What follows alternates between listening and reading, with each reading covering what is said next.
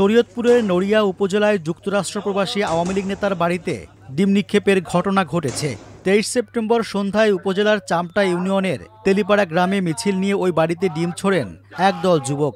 তাদের নেতৃত্বে ছিলেন বৈষম্যবিরোধী ছাত্র আন্দোলন ও জাতীয় নাগরিক পার্টি এনসিপির স্থানীয় কিছু নেতাকর্মী। পরে পুলিশ তাদের সেখান থেকে সরিয়ে দেয়। ওই প্রবাসীর নাম জাহিদ হাসান। তিনি দীর্ঘদিন ধরে যুক্তরাষ্ট্রের নিউ ইয়র্কে থাকেন। যুক্তরাষ্ট্র শাখা আওয়ামী লীগের বিজ্ঞান ও প্রযুক্তি বিষয়ক সম্পাদক তিনি।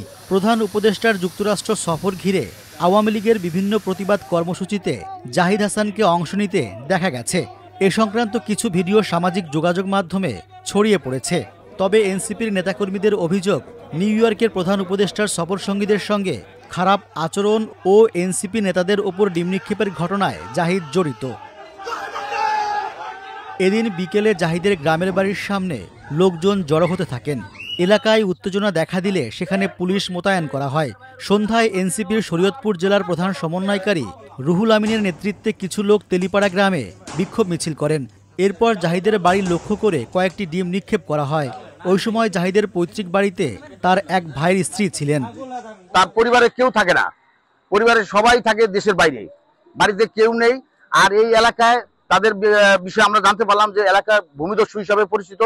সে যে বাড়িটি করেছে সেই বাড়ির জায়গা দখল করেছে। এলাকাবাসী কেউ তাদেরকে পছন্দ করে না এবং তাদের বংশের লোকজন তাদেরকে পছন্দ করে না। তারা যে বাড়িটি অট্টালিকা করেছে এখানে, সেই বাড়ির জমি এই আওয়ামী লীগ আমলে, ফ্যাসিবাদ আমলে তারা জোরপূর্বক দখল করে বাড়ি করেছে। নড়িয়া থানার ভারপ্রাপ্ত কর্মকর্তা আসলাম উদ্দিন মোল্লা জানিয়েছেন, জাহিদ নামের এক যুক্তরাষ্ট্র প্রবাসীর বাড়ির পাশে কিছু লোক জড়ো হয়ে মিছিল করেছেন। পুলিশ পরিস্থিতি শান্ত রাখতে তাদের সরিয়ে নেয়। সেখানে ডিম নিক্ষেপ ও বিশৃঙ্খলার কোনো ঘটনার খবর পাননি।